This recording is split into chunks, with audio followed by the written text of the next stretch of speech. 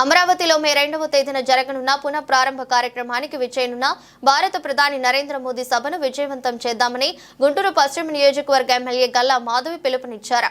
మంగళవారం గుంటూరు జిల్లా టీడీపీ కార్యాలయంలో ఎమ్మెల్యే గల్లా మాధవి అధ్యక్షతన నియోజకవర్గ విస్తృత స్థాయి సమావేశం జరిగింది. కార్యక్రమ ప్రధాన అజెండాగా గుంటూరు పశ్చిమ నియోజకవర్గంలో తెలుగుదేశం పార్టీ సంస్థాగత ఎన్నికల నిర్వహణ మరియు ప్రధానమంత్రి నరేంద్ర మోదీ అమరావతి పర్యటనకి జన సమీకరణ గురించి చర్చించారు. విచ్చేసిన తెలుగుదేశం పార్టీ కుటుంబ సభ్యులందరికీ కూడా పేరు పేరున నమస్కారాలు. ఈరోజు 2వ తారీఖున జరగబోతున్న మోడీ గారి మన ఆంధ్ర రాష్ట్రానికి వస్తున్నారు. మన అమరావతి రాజధాని శంకుస్థాపన పునర్నిర్మాణం కోసం చేసుకోబోయే శంకుస్థాపనలో పాల్గొంటూ ఉన్నారు.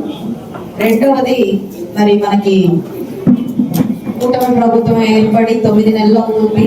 కొత్త కమిటీలు ఫామ్ చేసుకోవాలి. ఇప్పటికే మనకి టైం పీరియడ్ అనేది ఇచ్చారు. ఇందాక కనకాచారి గారు చెప్పారు. ఈ 15వ తారీఖు కల్లా కూడా ఈ యొక్క కమిటీలన్నీ కూడా పూర్తి చేసుకోవాల్సిన అవసరం ఉంటుంది. సో ఈ 2 అంశాలు మనకి ఇక్కడ మన ఎజెండా. అంతకంటే ముందుగా ఈరోజు మన నగర అభివృద్ధి కోసం ఒక చక్కటి నిర్ణయం తీసుకున్నాం.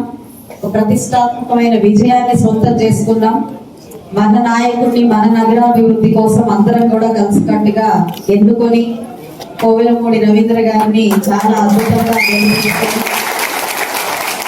ఈరోజు మేయర్ పీఠం మీద ఒక మంచి సమర్థవంతుడైన నాయకుడిని మనం కూర్చోబెట్టాం.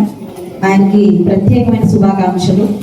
అదేవిధంగా సహకరించిన ప్రతి ఒక్కరికి కూడా పేరు పేరున కృతజ్ఞతలు.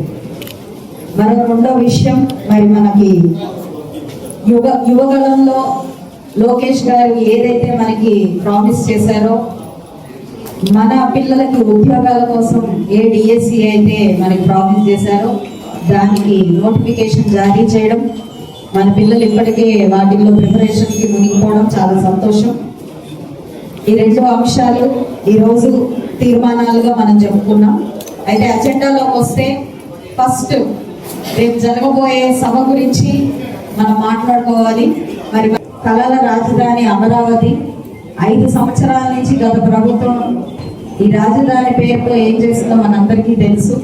రాజధాని లేని రాష్ట్రంగా మనల్ని ఉంచోబెట్టి యావత్ ప్రపంచం కూడా అవహేళన చేసే విధంగా గత ప్రభుత్వం మన ఆంధ్రుల్ని అవమానించింది.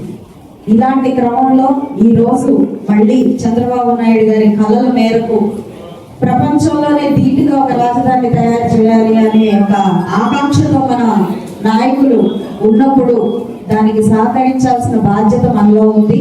మనకి కేంద్ర ప్రభుత్వం నుంచి అత్యధిక నిధులు ఈ ఆంధ్ర రాష్ట్ర అమరావతి కోసం ఇటు మంజూరు చేయడం జరిగింది, పోలవరం కోసం మంజూరు చేయడం జరిగింది. కేంద్ర ప్రభుత్వం మనకు అంత వెనుదన్నుగా ముందుకు వస్తుంది. మోడీ గారే స్వయంగా వచ్చి మళ్ళీ ఈ యొక్క పనుల్ని ప్రారంభించడం కోసం ఆయన సంసిద్ధులుగా రేపు మే 2వ తారీఖున రాబోతూ ఉన్నారు. ఇంత ప్రతిష్టాత్మకమైన ఈ యొక్క అమరావతి కోసం మనకు కూడా ఈ రోజు నడుము బిగించాలి. మన కళ్ళ ముందున్న ఏకైక బాధ్యత జన సమీకరణ చేయడం, లేదంటే అధికంగా రావడం కోసం ఇటు వెహికల్స్ కానివ్వండి, మధ్యలో అవసరమైన లంచ్ కానివ్వండి ఏర్పాటు చేయడం. ఈ 2 అంశాలు మన బాధ్యతగా ఉన్నాయి. దాన్ని 100% దీన్ని మనం తీసుకోవాలి, రెస్పాన్సిబిలిటీ తీసుకొని. గుంటూరు పశ్చిమ నియోజకవర్గం ఏ టార్గెట్ ని కూడా ఎంతవరకు వెనకంచ వేయలేదు. అక్కడ మనకు అధిష్టానం నుంచి పార్టీ నుంచి ఏ ఆదేశం వచ్చినా కూడా, ఏ మీటింగ్ అయినా కూడా గుంటూరు పశ్చిమ నియోజకవర్గం ఎందులో కూడా ఫెయిల్ అవ్వలేదు.